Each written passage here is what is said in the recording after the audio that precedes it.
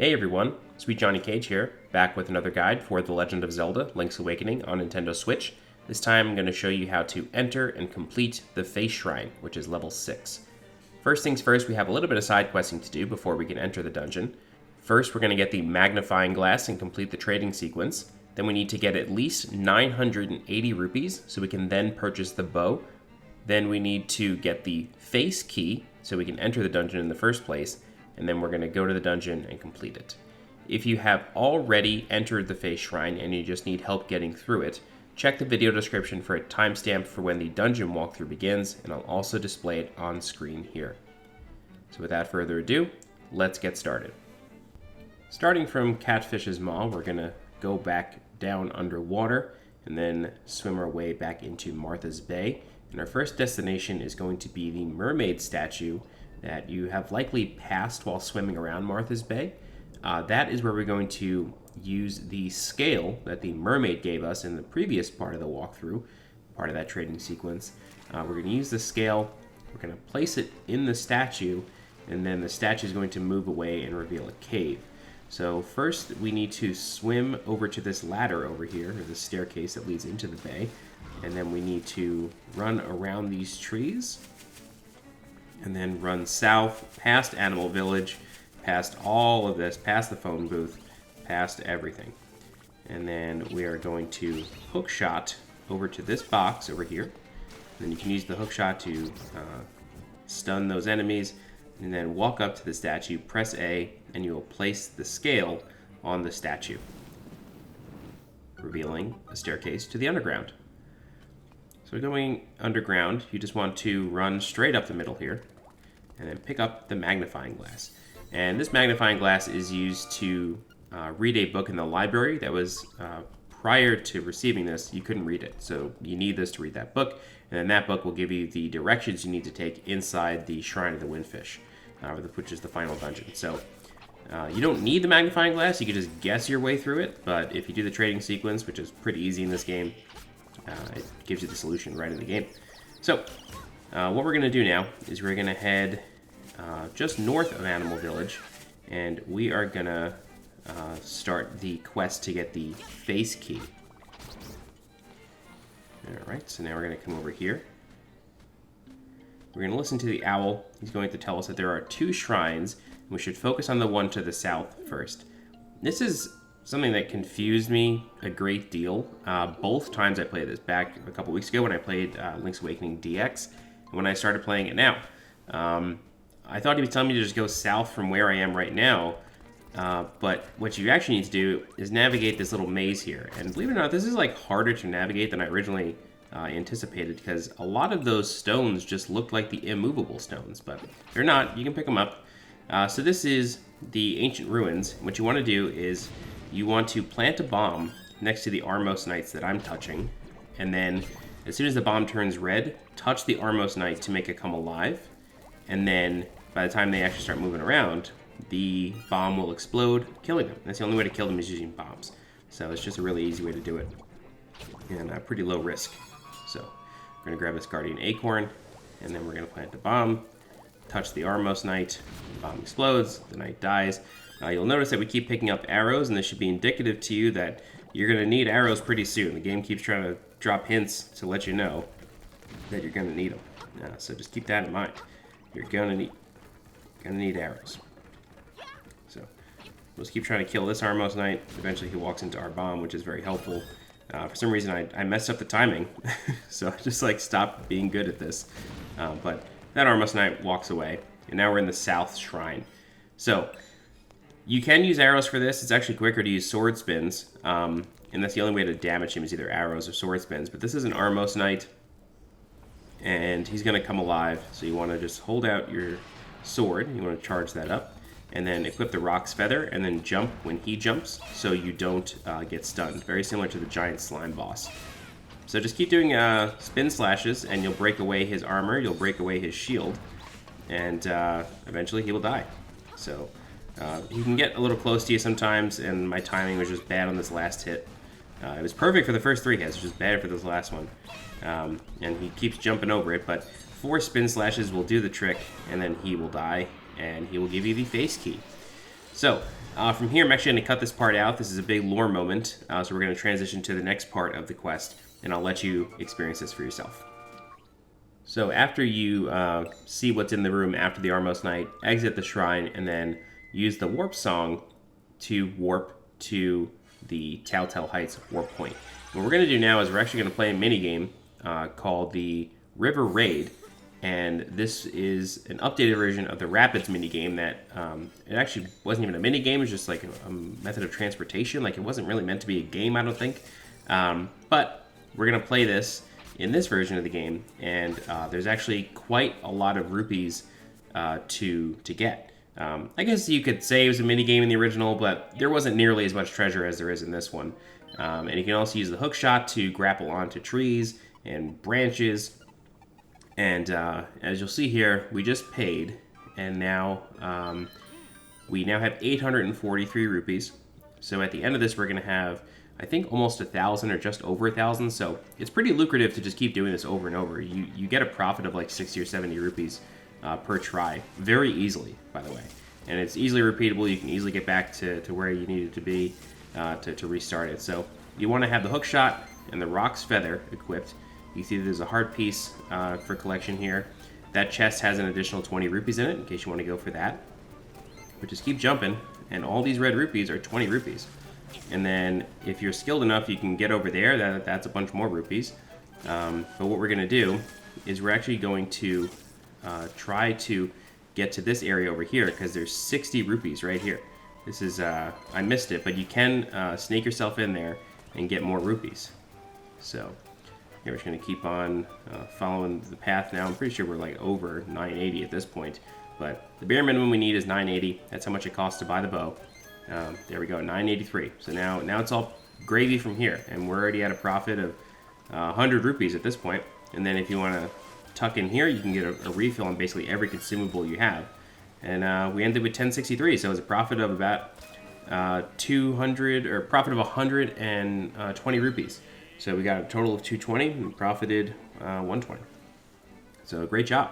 All right, so now that we've done that, we're just gonna move on over to this cave, and then we're gonna warp once again. We're gonna go back to town, and now we're gonna buy the bow. The bow itself, really, it's not necessary to even beat the game at all, really. Like, you don't need it. I'm just like double checking here. Yeah, you don't need it. Even to defeat the final boss, you don't need it. But it's just so useful. And at this stage of the game, you will find arrow drops off of enemies, especially in dungeons. So it's just a very helpful tool to have. So head into the item shop, purchase the bow, and then we're going to make our way out. I'm editing out a quick trip I just took to Crazy Tracy's house, because I like to go into dungeons with her medicine applied. It's just really helpful. So you'll notice that I'm playing the flute here, but then when the map screen loads, I'm somewhere else. And yeah, suddenly I'm a Crazy Tracy. So that's why that happened. I just like to make a trip there every time I enter a dungeon. It's just really helpful. So warp back to Animal Village once you're all ready to go and to enter the dungeon. And we're going to hop into the water that we walked around last time when we went to the South Shrine. So this time we're going to jump into the water, and we're going to go to the dungeon proper. So we're going to swim a little ways north. I'm going to get hit by this bomb-dropping thing. I never knew the name of that thing. They always annoyed me in A Link to the Past as well. But we're going to duck under this Zora, duck under his fireball as well, and then swim to the east. And then the left Armos Knight, right here, he's the one that comes alive, so go ahead and plant a bomb. Once it turns red, touch the knight, walk away, and he dies. Grab the arrow that he drops. Okay, now we're going to swim through this little passageway here. We need the hook shot to latch onto that boulder. Go ahead and zip on over, and then walk upstairs. And finally, we need to place the key in the keyhole, which is right over here. Great. So, this dungeon is the Face Shrine, and there's a lot of back and forth in this dungeon, meaning you visit rooms twice, similar to what we did in Catfish's Maw. And that's sort of the moral of the story for the rest of the game. Keep in mind that this game was originally intended to be a handheld, so it couldn't be as big as a traditional Zelda, so they just doubled up on rooms.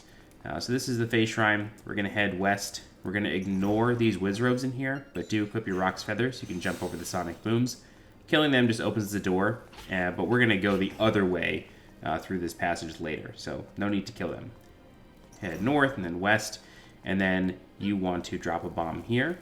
Lift up the orange blocks, and then we need to press a switch in the northwest corner to open this door. Great. Now there are 3 Wizrobes in here. I recommend using bomb arrows to kill them. If you've never used bomb arrows before, just equip the bombs and the arrows, and then press both buttons at the same time, and it turns into a bomb arrow.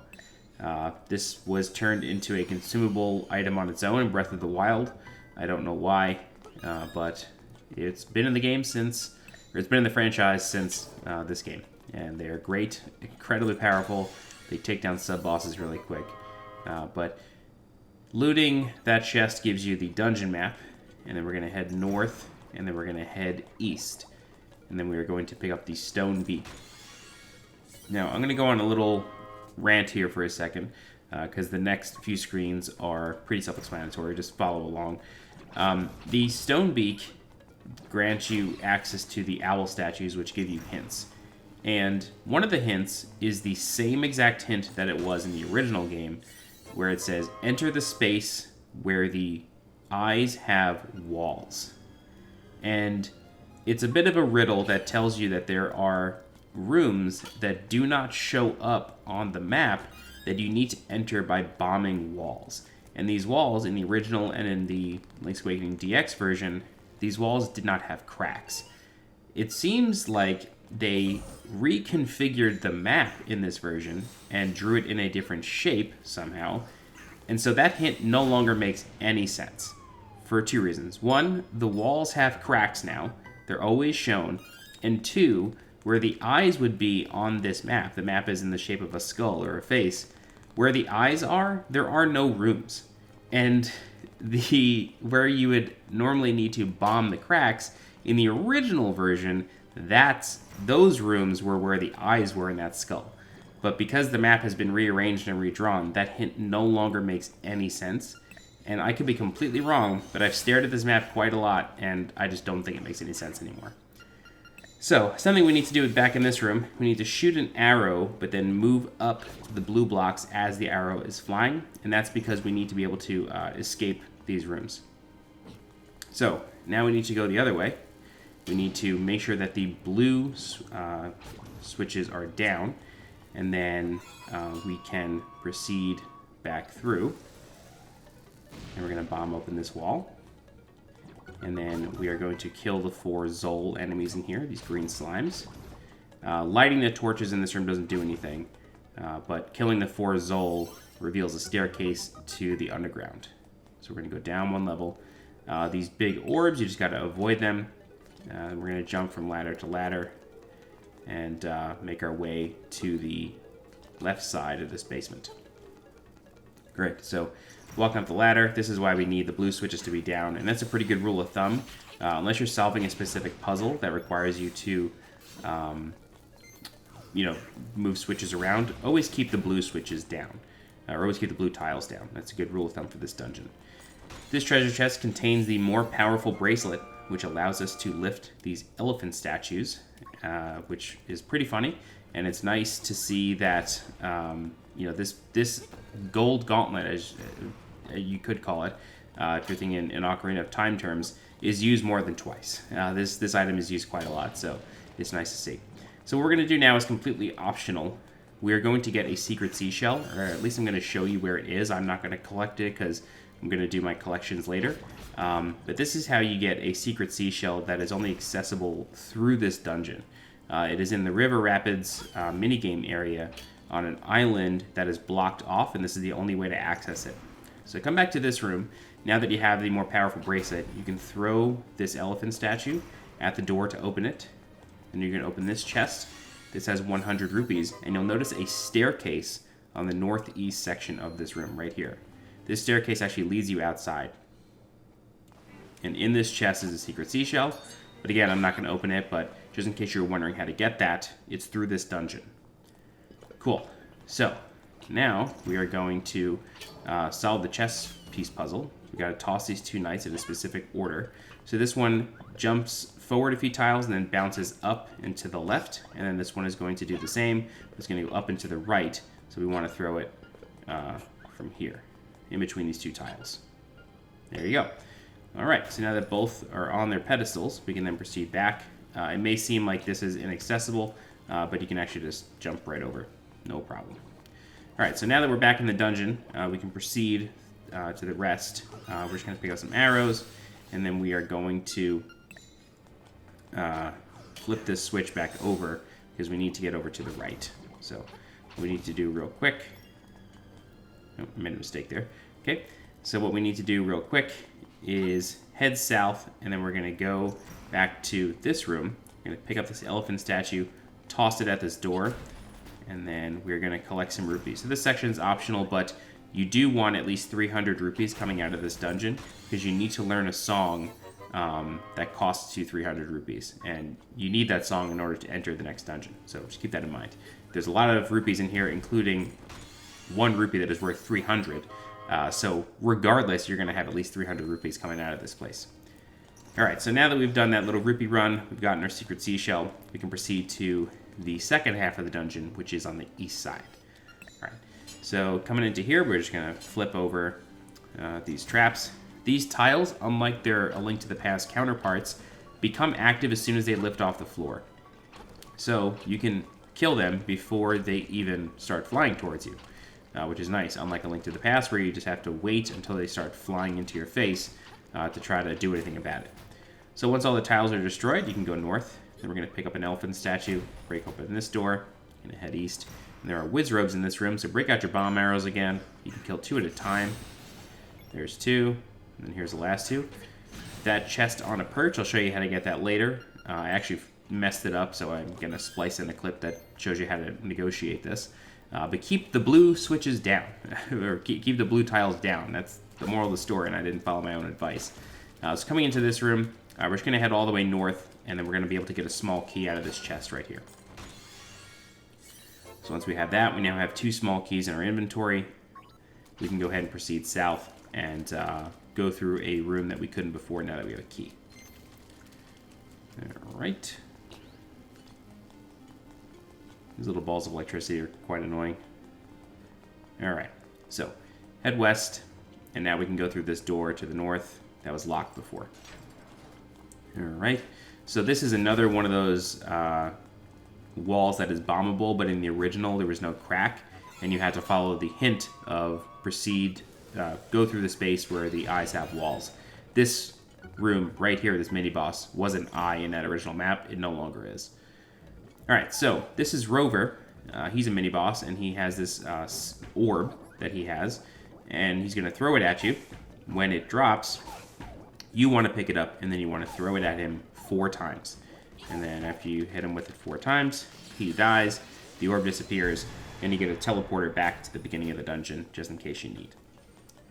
All right, so heading north, you want to pick up this elephant statue on the left.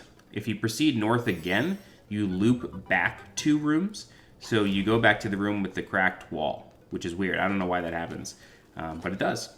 Okay, cool. So we're just going to proceed ladder to ladder here. All right, and then go up. Okay, and now this is another flying tile room. Once all these tiles are destroyed, a key will drop, which we do need. Be very careful when trying to proactively destroy these tiles, because as you can see, they are covering pits. They're not just covering another type of floor. So try to take care of most of them, and then just use your shield to block the rest. And once they're all destroyed, a key will drop. So we're going to pick up that key, and then we're going to open up this key block here. We will come back to this room a little bit later when we're ready to finish the dungeon, because that room to the south leads to the boss. But go ahead and pick up this elephant statue, break open the door. Now we have a couple more chess pieces to negotiate. Okay. We got to move the pots first, though. So we want to throw, this one from this black tile. I couldn't get it for some reason. Throw the black one from the black tile, and throw the white one from the white tile, both underneath the tiles that they have to go on, and then they'll lock into place, no problem. those puzzles are no longer random. At least I think they were random in the originals. So dash past these thwomps using the Pegasus boots, and then head up the ladder. You have some Pole's voices in here, so take out your bomb arrows, and then you can kill them pretty quick. Be careful of your spacing. And then pick up the piece of power that may or may not have dropped for you. Defeating all 3 opens up the doors here. And in this next section, that 10 pickup, that 10 bomb pickup is a bit of a trap. So I will show you how to get it on the way out. So just keep picking up the pots, keep moving through this room. All right, so we have this room, which gives us 300 rupees. So if all else, just get this 1 rupee so you can buy the song at the end. All right, or in the next part of the walkthrough. Okay, great. So now that we have the blue tiles down, you want to throw the black one from the blue tile, the bottom left blue tile, and then the white one you want to throw from this white tile here. Oh, I see what I did. Okay, so I was confused how I messed this up. I put the blue tiles up for some reason when I should have left them down. So that was my mistake, but I'll show you why you need to have the blue tiles down. Alright, so like I said, it's a trap. Those bombs are actually above where that block was, so you gotta move the block in order to get those bombs. But it's bombs, it's always worth it. Bombs are extremely useful. Alright, dash on through south. Now we have 2 Dodongos to deal with. You kill these the same way you did the first time you encountered them. You just feed them bombs. I tried to use bomb arrows. They don't work. You do just have to feed them bombs the old-fashioned way. So just keep that in mind. But yeah, bomb arrows do nothing. You do just have to feed them. They are hungry, hungry hippos. Unfortunately, I couldn't get them to eat sideways, which is a little frustrating, but it is what it is. Yeah, they only eat sideways when they turn, apparently, but they're not going to, like, turn towards a bomb for no reason. Alright, so we have 1 down, and now we got to feed this one a couple more, and he'll be dead as well. Yeah, again, like, he won't get that 1 bomb, but he's eaten other ones diagonally. I just don't get it. Alright. So we're going to throw a bomb over his head. Now we got to get 1 more in his mouth. This might be my longest Dodongo fight ever, but it's good music. I love the way they're animated. I love the way, if you ever get it to where they're going to get trapped in a corner and they have to turn around, they like snake up the wall and it looks insane. Alright, so back in this waterway, equip the hook shot now that we're on the upper level, and use our last small key to open this last key block. This chest has the master key, or the nightmare key, sorry, but you need to throw a pot at the chest in order to open it. And the way you would know that is if you use the owl statue in this room, it tells you to throw a pot. I don't know why they decided that that's what was needed, but they did. Alright, so we're going to go back to the room with the chest that I left before on the catwalk. But since I didn't follow my own advice, and because I left the blue tiles up, and I left the switch in the wrong position, it's not going to be obtainable for me. So I'm going to splice in another clip right here. I'm going to show you how to navigate this room. So just say that you did this properly, you didn't hit the last switch, and you left the blue tiles down. You want to jump off that catwalk onto the red tiles, jump over to the next red tile, and then walk up the stairs. And inside this chest is some secret medicine. So if you've never used this before, this gives you the white border around your hearts, and when you die, you automatically fill up your hearts to max health. So it's kind of like a fairy, but it's better because it restores everything. You can buy it from Crazy Tracy, like I said at the beginning of this video. It's the same stuff. And you'll actually find that in the next couple dungeons too, which is nice. Alright, so now that we have the nightmare key, it's time to face the boss. So we want to head back down to this pit, and then I was trying to see how far my jump would go, but I didn't do a great job. And now that we're back in this room with the flying tiles, we want to head through the south door.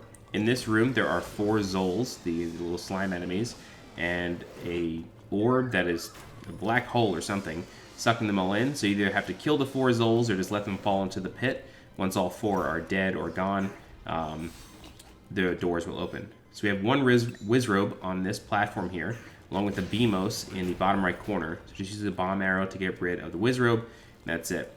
If you light the torches in this room, the electric balls go away, but that's it. So just proceed north to the boss room. This boss is Facade, and as you'll notice, there are orange tiles around the room, along with 4 pots. the boss will throw these tiles at you. So as soon as the fight starts, these tiles will start lifting off the ground, and then they'll start flying towards you. When there are no more tiles, the pots will fly at you.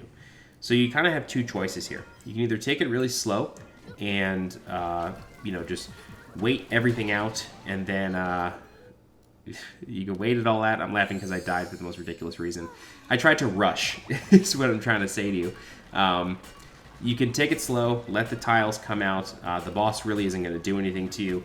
Let the tiles come to you, let the pots come to you, and then start dealing with the boss. That's one way to go about it. The other way to go about it is do what I did like an idiot and just start planting bombs on his face and then like try to negotiate everything at once. You can be successful with that. You may not be. But once everything's gone, the boss will start opening pits underneath your feet. So if you have a phobia of holes, I'm sorry, but that's just the way this boss is. I have that phobia a little bit too. So yeah, the trick is just walk around the room, plant bombs on his face. The boss can physically harm you if you get too close. So you want to plant bombs like between his eyes and mouth, or like right on top of his mouth. But once the face becomes full on the floor, that's when he's active and he can hurt you. So as you can see here, if you get too close to where he's spawning, he'll just go away. And as this is the final hit, you can see the holes are starting to get a little out of control, and they follow you very quickly. Multiple open at once. That means that you're on the last hit. If you do fall into a pit, you'll just appear back in the room. Like, it's no big deal. You're not going to have to reset the fight or anything. And falling into a pit does reset all of the pits. So it can give you some breathing room if you just want to like sacrifice a heart and just, you know, just fall into a pit and kind of reset the room. That's one way to do it. But defeating Facade grants you a heart container as well as the coral triangle and the next instrument of the sirens. And that's it. That's the face shrine. If you guys have any questions, please feel free to leave a comment. I'll do my best to help you out. If you're looking for more guides for The Legend of Zelda: Link's Awakening on Switch, please subscribe to the channel so you get alerted when new videos go live. You can find me on Twitter. I'm at SJCage. And you can also find me streaming on twitch.tv/SweetJohnnyCage. And that about does it. All right, I'm SweetJohnnyCage. Thanks so much for watching, and I'll see you next time. Bye-bye.